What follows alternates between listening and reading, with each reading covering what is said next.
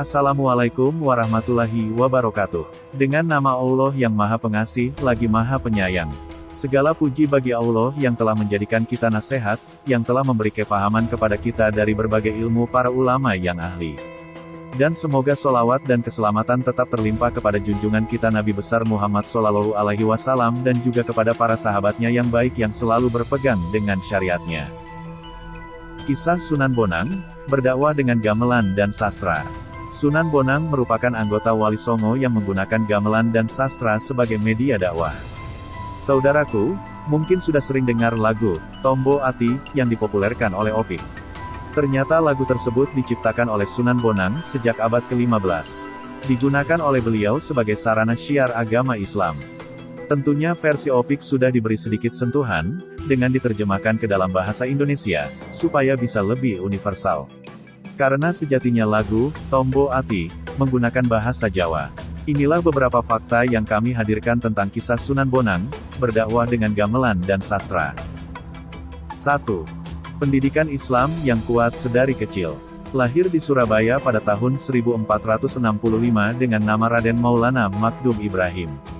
Sunan Bonang adalah anak pertama dari Sunan Ampel dan ibunya bernama Nyai Ageng Manila.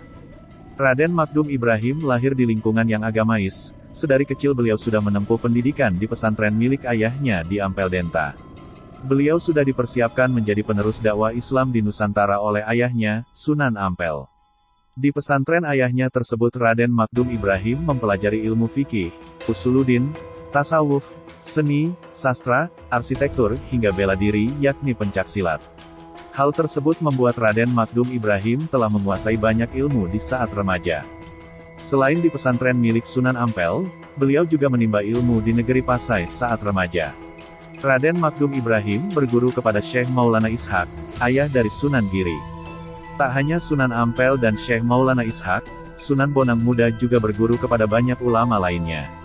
Sehingga beliau diakui memiliki ilmu dan kecerdasan yang sangat baik oleh para pendidiknya. 2. Pemberian nama Sunan Bonang. Syiar Islam yang disebarkan Raden Makdum Ibrahim dimulai di Kediri, Jawa Timur.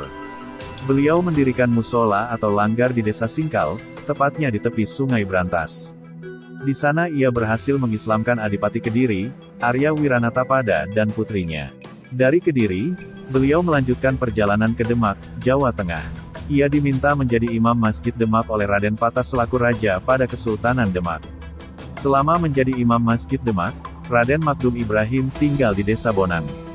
Beliau dijuluki Sunan Bonang berdasarkan desa yang dihuninya itu. Selain itu ia juga menciptakan sebuah alat musik tradisional yang mirip dengan gong, tetapi ukurannya lebih kecil.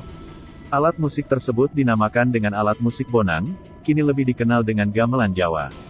Alat musik ini memiliki 6 gong kecil yang diletakkan di atas rangka kayu.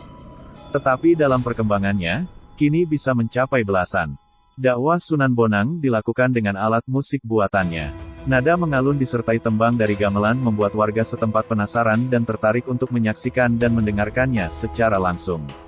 Alunan tembang disampaikan dengan sisipan nilai-nilai Islami. Warga setempat yang datang berbondong-bondong tersebut akhirnya bersedia memeluk Islam dengan tanpa ada paksaan di tangan Sunan Bonang. 3. Peninggalan Sunan Bonang.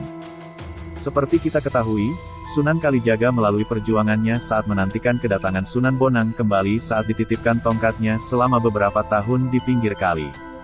Sunan Kalijaga memohon kepada Sunan Bonang untuk dijadikan sebagai muridnya pada saat itu.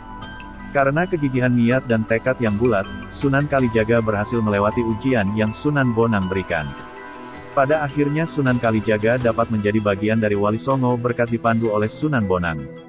Padahal sebelumnya tak ada hubungan kekerabatan apapun antara Sunan Kalijaga dengan para sunan lainnya. Inilah peninggalan Sunan Bonang yang pernah tercatat dalam sejarah. Masjid Demak. Pada pembangunan Masjid Demak, terdapat 4 orang wali yang memiliki peran besar. Peran keempatnya diabadikan dengan 4 tiang utama penyangga masjid yang disebut dengan istilah Soko Guru. Masing-masing Soko Guru berdiri dengan formasi sebagai berikut: Sunan Bonang di sisi barat laut, Sunan Kalijaga di sisi timur laut, Sunan Ampel di sisi tenggara, dan Sunan Gunung Jati di sisi barat daya. Gamelan. Bakat Sunan Bonang pada dunia seni meninggalkan instrumen gamelan seperti bonang, kenong dan kempul. Beliau merupakan kreator gamelan Jawa hingga yang kita kenal sekarang ini. Tembang. Tembang ciptaan Sunan Bonang hingga saat ini masih sering kita dengar. Salah satunya adalah Tombo Ati. Ciptaan beliau yang lainnya adalah tembang Mokopat, seperti Sinom, Wirangrong, Kinanti, Asmorodono atau Dandanggulo. Memiliki 2 makam. Hingga usia lanjut, Sunan Bonang terus melakukan dakwahnya. Pada saat berdakwah di Pulau Bawean, beliau meninggal dunia. Kabar tersebar ke seantero Pulau Jawa, para murid berdatangan dari berbagai daerah untuk memberikan penghormatan terakhir kepada gurunya. Para murid yang berada di Pulau Bawean menghendaki untuk memakamkan beliau di Pulau Bawean. Sedangkan para murid yang berasal dari Pulau Jawa menginginkan jenazah Sunan Bonang dimakamkan di dekat ayahnya, yakni Sunan Ampel di Surabaya. Dalam hal memberikan kain kafan pembungkus jenazah mereka pun tak mau kalah. Jenazah yang sudah dibungkus dengan kain kafan milik orang Bawean masih ditambah lagi dengan kain kafan dari Surabaya. Saat malam hari, orang-orang Madura dan Surabaya menggunakan ilmu sirep untuk membuat ngantuk orang-orang Bawean dan Tuban. Lalu mengangkut jenazah Sunan Bonang ke dalam kapal dan hendak dibawa ke Surabaya. Karena tindakannya tergesa-gesa, kain kafan jenazah tertinggal satu. Kapal layar segera bergerak ke arah Surabaya, tetapi ketika berada di perairan Tuban tiba-tiba kapal yang dipergunakan tidak bisa bergerak. Akhirnya jenazah Sunan Bonang dimakamkan di Kompleks Pemakaman Desa Kutorejo, Tuban, Jawa Timur, tepatnya di sebelah barat Masjid Agung Tuban. Sementara anehnya, kain kafan yang ditinggal di Bawean ternyata juga ada jenazahnya. Orang-orang Bawean pun menguburkannya dengan penuh hikmat. Dengan demikian ada 2 jenazah dan terdapat 2 makam Sunan Bonang. Inilah karomah atau kelebihan yang diberikan Allah kepada beliau. Dengan demikian tak ada permusuhan di antara murid-muridnya. Makamnya di Tuban telah menjadi tujuan wisata religi. Biasanya warga masyarakat berkunjung untuk ziarah sambil jalan-jalan santai bersama rombongan. Di luar kawasan makam pun terdapat banyak penjajah oleh-oleh khas Tuban. Sunan Bonang meninggal pada tahun 1525. Hingga akhir hayatnya, dirinya sangat sibuk dalam mensiarkan agama Islam sebagai ulama dan seniman menyebabkan beliau tidak sempat menikah. Demikian beberapa fakta yang telah dirangkum tentang Sunan Bonang, yang berdakwah dengan gamelan dan sastra. Hendaknya kita senantiasa bersyukur atas segala perjuangan yang telah beliau lakukan. Harapannya, kita semua bisa mengambil hikmah dari kisah yang saya sampaikan tadi. Jazakallah saya ucapkan atas perhatian dan saya memohon maaf jika ada kekurangan dan salah kata.